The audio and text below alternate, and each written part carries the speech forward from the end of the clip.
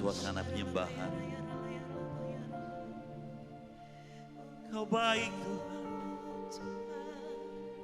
Kau baik, sungguh baik, sangat baik.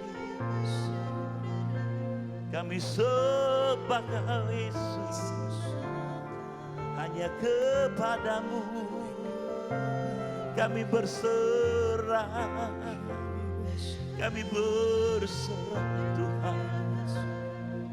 Hidup kami milik-Mu ya Allah,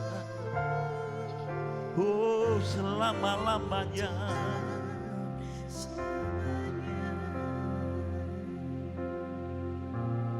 Terima kasih Bapa, kami tahu waktu yang terindah adalah waktu kami boleh menikmati hadirat-Mu Tuhan. Sebab di dalam hadirat-Mu Bapa, kami temukan ketenangan. Kami temukan kedamaian Tuhan. Kami temukan sukacita kami Tuhan. Kami tahu Tuhan, apapun pergumulan kami, apapun permasalahan kami, Engkau turut bekerja dalam segala sesuatu untuk mendatangkan kebaikan bagi setiap orang-orang yang mengasihi Engkau Tuhan. Sebab itu Tuhan, di pagi yang indah ini Tuhan, hamba-Mu yang terbatas ini Tuhan,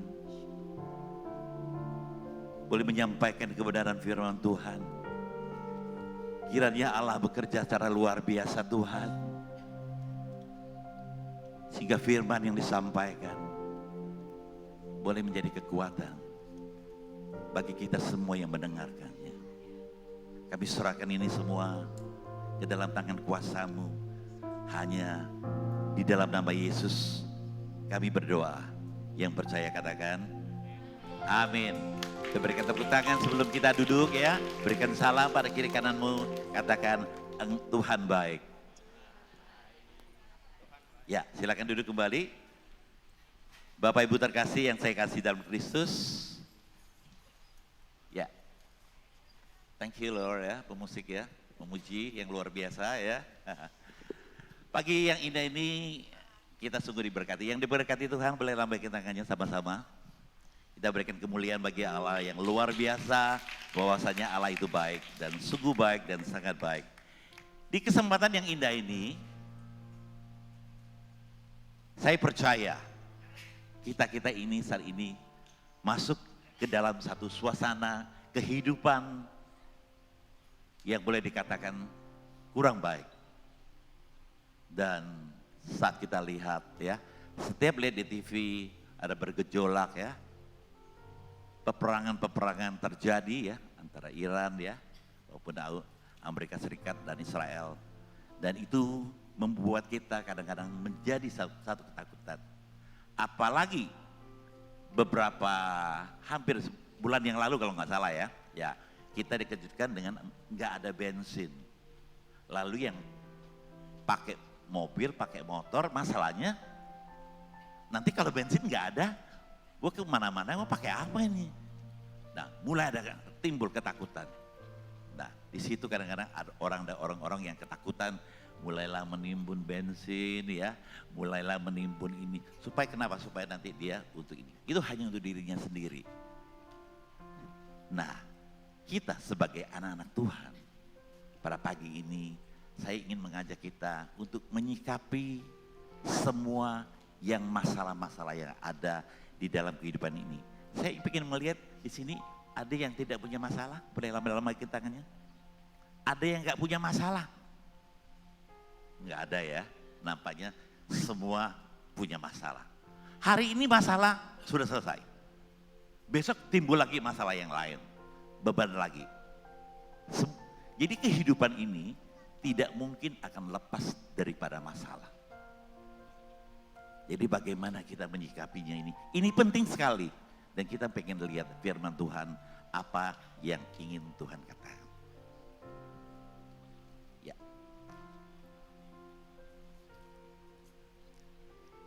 Saya kasih judul pada pagi ini, bahwasanya Tuhan bekerja di dalam segala sesuatu. Tuhan begitu baik, sungguh baik, sangat baik dan teramat baik.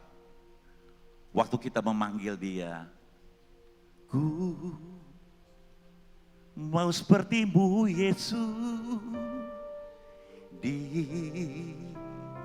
disempurnakan selalu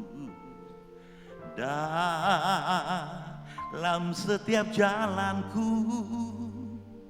memuliakan nama-Mu. Kata, ku mau seperti-Mu Yesus.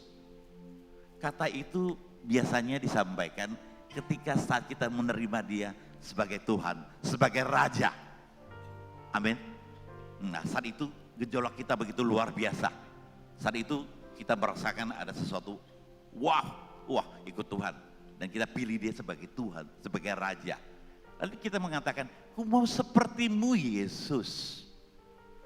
Pertanyaannya sekarang ya, kalau seperti Yesus ya, mau berapa persen kita dapatnya seperti Dia? Mati, disalibkan, bangkit dan masuk ke surga. Nah, sekarang kita kembali lagi. Kita sebagai anaknya yang dikatakan serupa dengan Dia, segambar dengan Dia. Pertanyaannya, aku mau seperti Yesus sampai di mana? Nah, kita pengen lihat ya satu ayat firman Tuhan yang luar biasa. Ya, kita akan coba melihat ya. Yuk kita baca sama-sama di Roma 8 ayat 28. 1, 2, 3. Kita tahu sekarang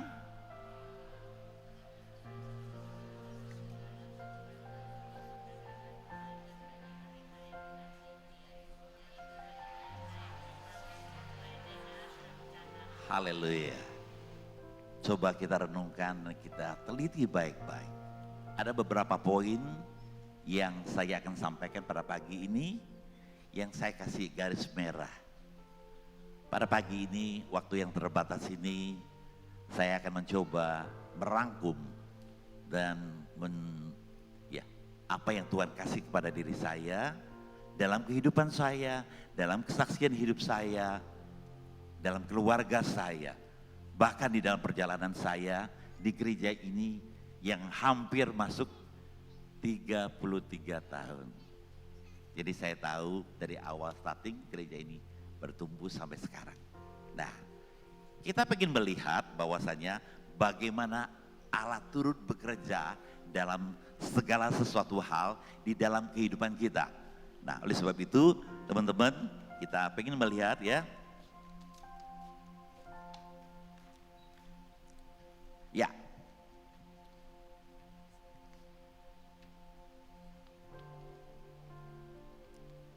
Dikatakan Allah, coba slide sebelumnya. Ya, dikatakan Allah turut bekerja dalam segala hal. Ingat saudaraku, Allah itu luar biasa. Yang kita sembah itu dahsyat luar biasa.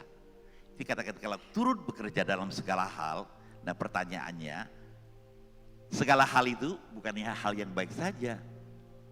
Tapi pertanyaan kembali lagi kepada kita semua. Kalau kita ikut Tuhan, awalnya apa? Pengen berkat, ya kan? Nah, tetapi kita ingat juga bahwasanya di dalam segala hal itu ada yang namanya kegagalan. Hidup ini bukan semuanya berjalan dengan mulus, ya. Kadangkala ada sesuatu hal yang membuat kita bermasalah, yang membuat kita gagal. Nah, kembali kepada kita semua menyikapinya. Apakah Anda sekali gagal langsung berhenti? Apakah Anda gagal langsung berhenti seperti kalau anak kita? Kalau contohnya aja dia tidak lulus masuk sekolah. Apakah bilang, kalau gitu kamu jangan sekolah lagi lah? Enggak. Kita akan katakan, gak apa-apa, gagal sekali, lanjut lagi, gagal sekali, lanjut lagi, gak apa-apa. Kenapa? Karena Tuhan turut bekerja. Yang kedua, ketakutan. Saya nggak tahu kita di sini apa yang kita takut. kehidupan ini memang sangat mencekam saat ini. Sangat kritis dan di mana-mana orang ketakutan bagaimana menghadapi situasi yang begitu kritis selama ini. Saya nggak tahu baik dalam usaha, dalam bisnis, ketakutan ini datang timbul. Terutama juga mereka-mereka yang punya uang banyak ya. Saat ini mereka takut sekali uang itu akan hilang. Dan di mana-mana orang ketakutan. Lebih lagi mereka nggak bisa tidur. Nah saya punya teman ada satu lucu sekali. Kehidupannya biasa-biasa aja. Tapi dia bilang kepada saya kemarin, dia bilang, kalau setiap malam tidak potong sepotong ya, satu biji dia potong makanan itu obat itu, dia minum gitu ya, dia baru bisa tidur. Padahal sebenarnya kalau dia tidur bisa aja. Tapi ada ketakutan dalam diri dia yang membuat dia ini menjadi bermasalah, menjadi ketakutan. Nah ini satu hal yang bekerja dalam diri dia. Ketakutan-ketakutan ini membuat dia menjadi bermasalah dalam hidupnya. Padahal sebenarnya itu adalah pikirannya yang terjadi.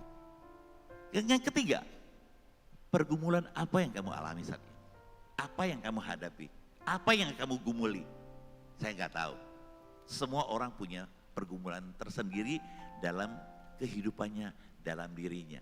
Nah, tinggal bagaimana kita menyikapi daripada setiap pergumulan itu.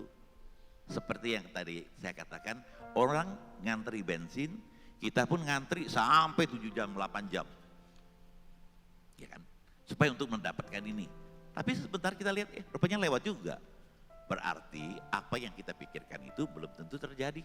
Ini kabel. Yang keempat, mungkin saat ini Anda datang dengan ada sakit penyakit.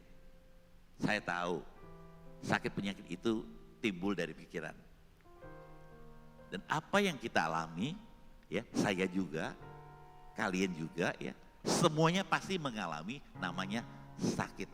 Sakit di bagian dimana. Nah, kalau namanya sakit ya itu wajar. Kalau udah berusia ya, ngilu sana, ngilu sini ya. Jangankan Bu Kim Chu gitu ya, pakai tongkat. Saya luar biasa ya Bu Kim Chu ya. Begitu aja, begitu cinta Tuhan gitu ya. Nah, saya pribadi aja, itu aja kadang-kadang sudah ngilu sana, ngilu sini. Apalagi kayak Bu Kim Chu. Jadi hal-hal yang kayak begini, sakit penyakit itu wajar. Kecuali sakit yang memang udah luar biasa, ya memang kalau mesti minum obat ya silakan. Tapi kita ingin tahu bahwa sakit Tuhan kita luar biasa. Pergumulan apa lagi yang kita hadapi? Perselisihan dalam keluarga. Nah ini yang paling sering kali terjadi dalam kehidupan ini. Saat ini kita melihat banyak sekali bahwasanya perceraian itu terjadi. Dan kemarin saya baca di dalam satu media ya, dikatakan bahwa Indonesia mengalami perceraian ya, itu hampir 483.000. Berarti perharinya itu ada 1.200 yang terjadi perceraian. Orang-orang gampang sekali mengatakan aku sudah tidak cocok lagi sama Anda. Jadi saya pengen cerai deh. Nah ini yang terjadi dalam kehidupan kita. Tapi kita ingat, seperti yang dikatakan tadi ya, Allah turut bekerja dalam segala hal. Jadi Allah itu luar biasa, dia bisa bekerja dalam segala hal untuk mendatangkan kebaikan. Nah, apa yang kita anggap buruk, Tuhan bisa ubah bentuknya menjadi baik. Ya, oke, next.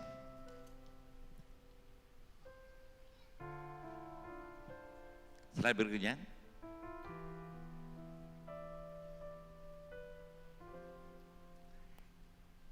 Ada satu hal yang bisa kita pelajari dari kisah Yusuf. Ya.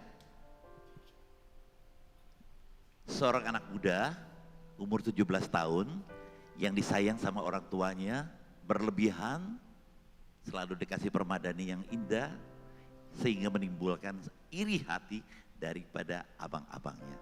Nah, dari kisah Yusuf ini saya mau ajak kita pengen belajar perjalanan hidup dia, lalu bagaimana kita menyikapinya. Ya kan? Yusuf dijual oleh saudaranya sendiri, bayangkan itu ya. Dilempar ke sumur, akhirnya ditarik lagi, lalu dijual dikatakan ya, tetapi Tuhan pakai orang ini dipakai Yusuf untuk menyelamatkan banyak orang. Next. Dari kisah Yusuf ini, apa yang bisa kita tarik? Coba kita melihat ya. Nah, ada hal-hal yang kita lihat bahwasanya apapun yang terjadi dalam kehidupan kita, kita tahu Tuhan turut bekerja. Nah, bagaimana kita melihat Yusuf ini sebagai orang benar mengalami ketidakadilan. Ingat ya, ketidakadilan dalam kehidupan dia. Hidupnya udah benar, takut Tuhan, tapi mengalami hal-hal yang tidak adil. Dia juga tetap setia kepada Tuhan, tidak tergantung situasi. Ya, banyak orang itu bersukacita saja kalau saat itu mengalami kelimpahan, berkat secara mengalir. Tapi saat kalau ada datang masalah, nah ini mulailah timbul ada keraguan. Tuhan tuh ada atau enggak sih? Oh, saya kayaknya udah setia, saya sudah mengikuti engkau. Engkau masukkan saya ke dalam penjara, lalu dijual. Dan saat yang paling yang luar biasa kita bisa belajar dari kisah Yusuf adalah saat dia digoda oleh istrinya Potifar. Enggak ada orang, di rumah cuma dia dan istrinya Potifar. Digoda, tapi dia tetap setia menjaga kekudusannya karena dia tahu Tuhan menyertai dia, menuntun, memimpin dia sehingga dia bisa ada sampai itu. Dia tetap setia. Jadi jangan katakan bahwasanya saya mau setia hanya di gereja. Kalau di tempat yang lain tidak ada yang lihat saya boleh ambil. Nah, kadang-kadang saya melihat ya, jujur saya katakan ya, banyak ya worship leader dia, tapi bukan yang di sini ya. Saya juga worship leader gitu ya, bukan di sini ya. Mungkin di tempat yang lain gitu ya. Yang penting bukan Sungai Yordan ya. Di sini dia well gitu ya, bikin orang sampai gemetaran. Tapi sekali pulang naik motor gitu ya, orang lain di belakangnya dibikin gemeter, melihat dia merah, nabrak aja gitu ya, mumpung masih merah dibilang gitu, nabrak ya, orang lain dibikinnya gemetar. Jadi hati-hati. Kenapa? Karena orang-orang yang ada di depan ini ya, Anda dilihat semua orang loh. Jadi jangan sampai kita membuat orang lain jadi gemetar gara-gara kita. Ketiga, jangan menyerah saat di penjara di dalam kehidupan kita. Ada kata penjara di sini. Penjara itu adalah kepahitan. Jangan menyerah. Walaupun masalah ada. Sebenarnya masalah itu ada, itu muncul sebenarnya ada dua hal. Karena kita sendiri atau memang Tuhan izinkan itu boleh terjadi dan dibiarin aja. Nah, saya pengen tanya di sini yang punya anak ya.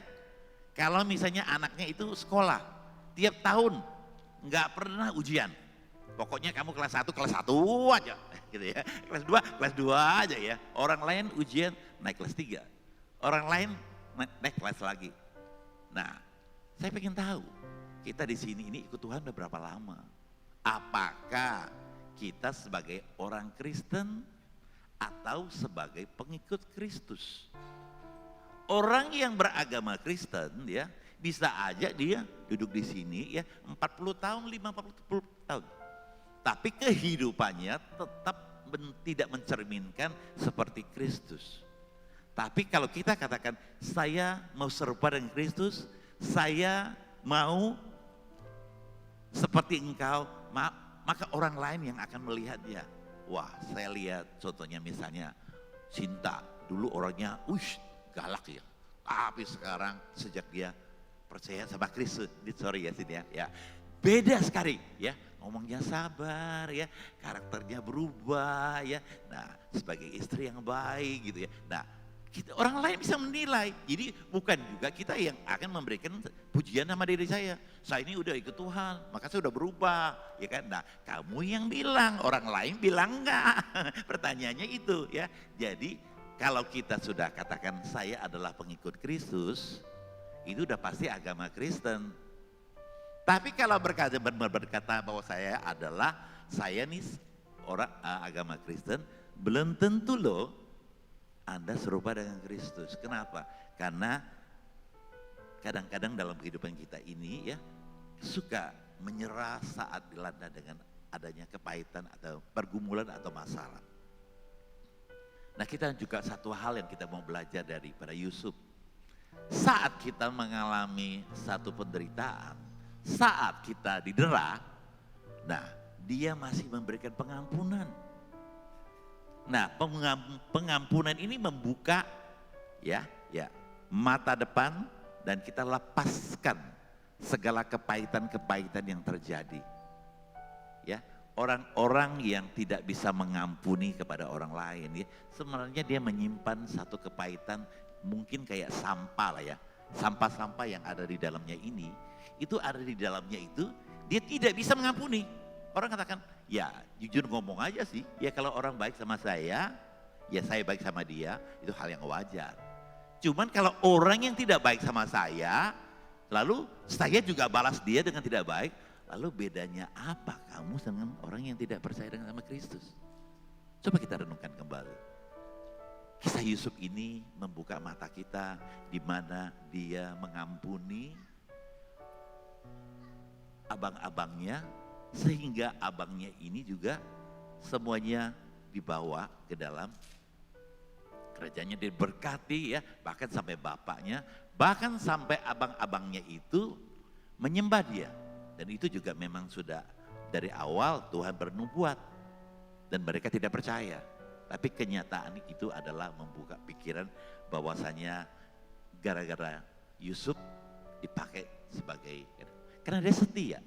Karena dia begitu, nah sehingga kehidupannya itu menjadi satu cermin dan kita bisa banyak belajar daripada kisah Yusuf ini. Ya, Yusuf memberikan satu inspirasi buat kita, memotivasi kita. Nah, kalau kita mau bandingkan dengan kisah Yusuf ya, saya yakin kita nggak ada 5%-nya sama dia. Coba kita introspeksi diri kita masing-masing. Ya, berapa banyak kita ikut Tuhan ya. Kadang-kadang kita mengalami kepahitan, lalu kita juga tidak setia ya, hal-hal demikian. Nah, inilah yang harus kita pikirkan kembali. Nah,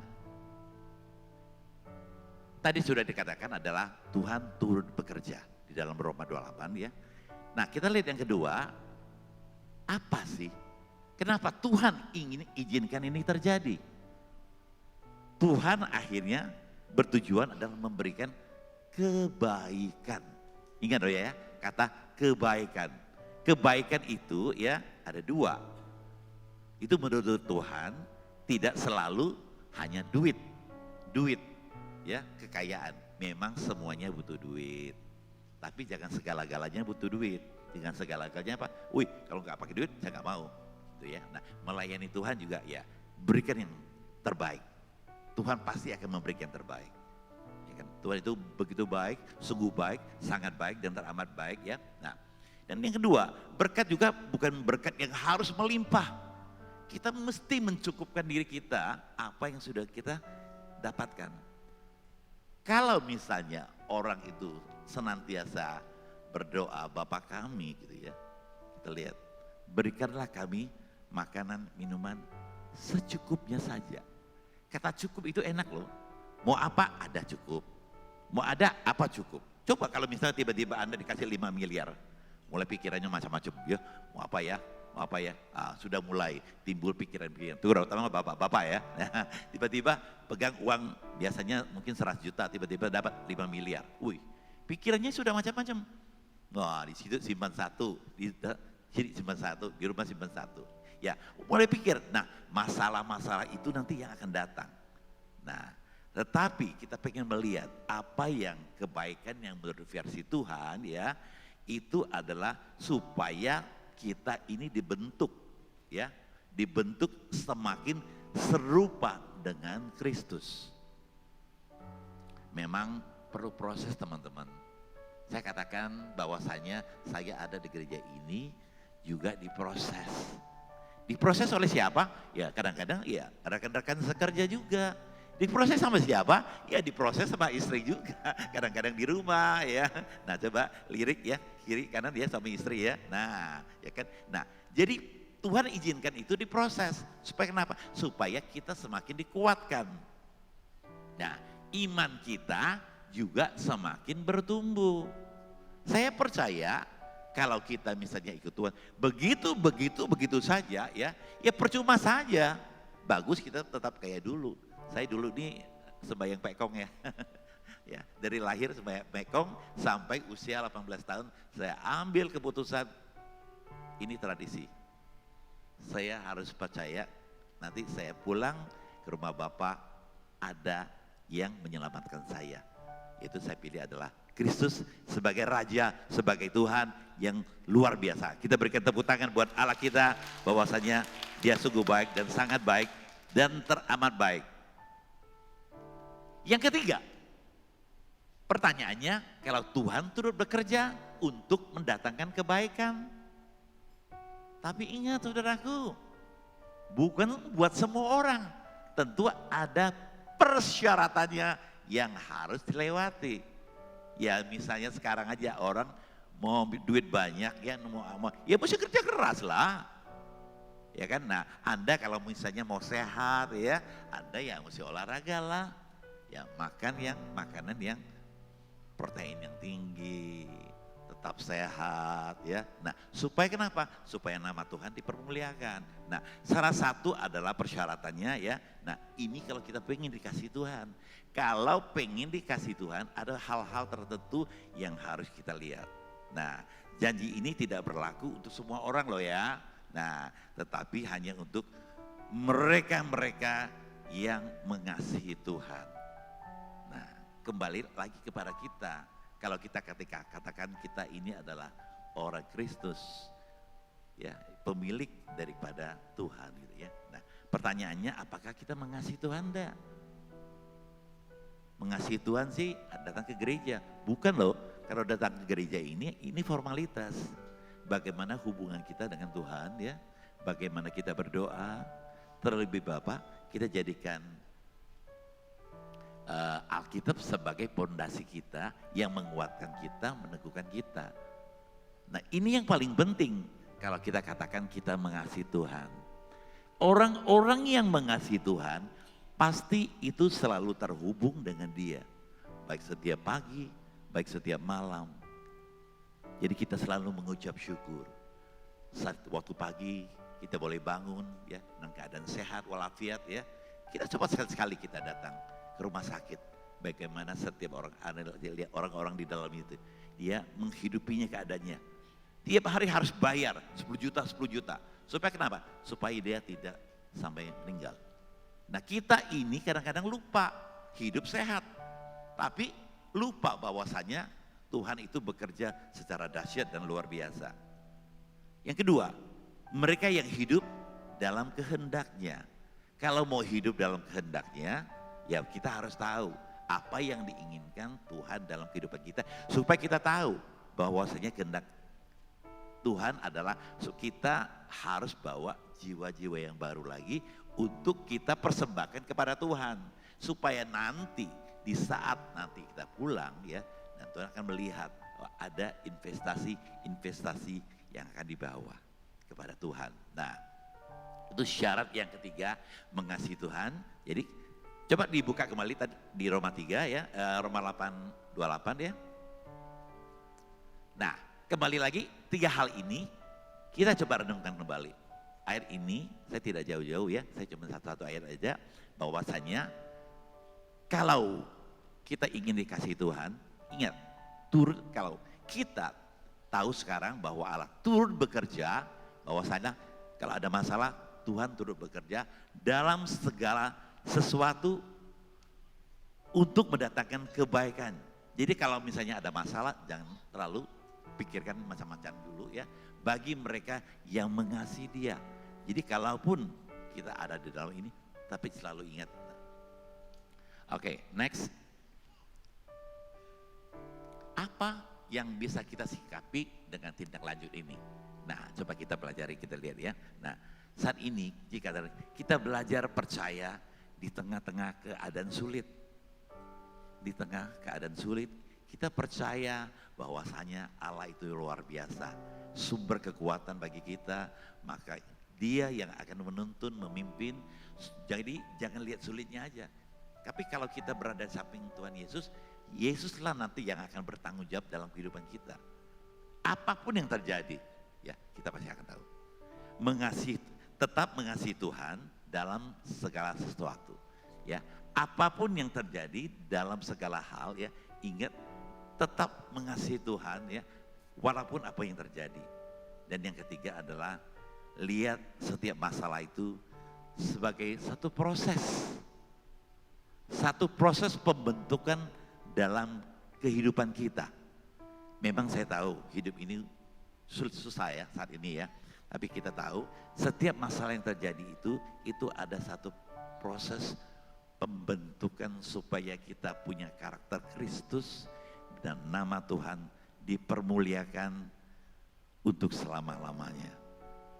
Oleh sebab itu saat ini kalau kita datang dengan pergumulan, kalau kita datang dengan permasalahan, kita mau belajar seperti Yusuf, apa yang sudah dia dapat dalam kehidupannya dia, dan kita percaya Allah yang kita sembah, Allah yang luar biasa, yang sangat luar biasa.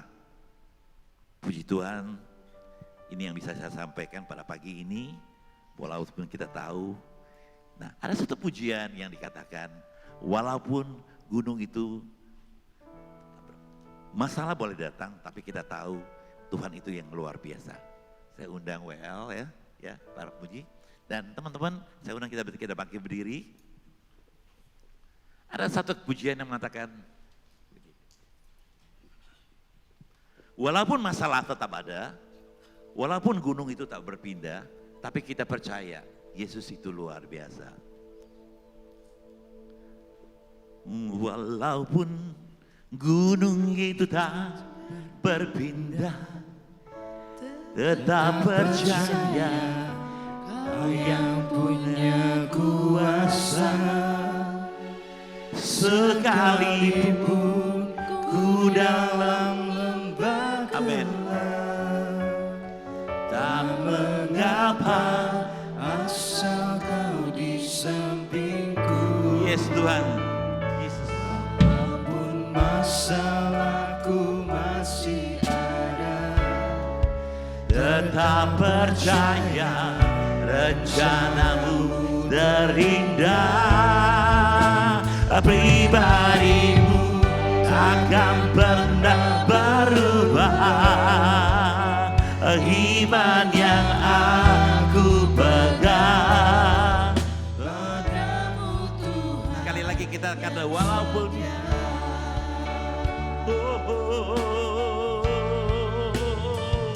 walaupun gunung itu tak berpindah, tetap percaya Kau yang punya kuasa. Sekalipun ku dalam lembah gelap, tak mengapa asal Kau di sampingku. Walaupun masalahku masih ada, tetap percaya rencana-Mu terindah. Pribadi-Mu takkan pernah berubah. Iman yang aku pegang padamu Tuhan yang setia.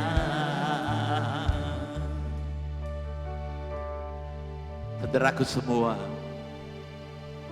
kita percaya walaupun masalah tetap ada, walaupun sakit penyakit itu masih mendera, Walaupun kegagalan senantiasa timbul yang membuat kami terkadang menyerah. Pagi ini kami dikuatkan Tuhan, bahwasanya firman-Mu berkata, Tuhan turut bekerja dalam segala hal untuk mendatangkan kebaikan bagi kepada mereka-mereka yang mengasihi Tuhan. Bapa, kami mau Tuhan, saat ini Tuhan, serahkan Tuhan ke dalam tangan kasih-Mu Tuhan, seluruh hidup kami Bapa, ke dalam tangan kuasa-Mu Tuhan. Kami yang terbatas ini Bapa, ingin lebih lagi Tuhan, menyatakan bahwasanya Engkau baik, sungguh baik, sangat baik dan teramat baik dalam kehidupan kami.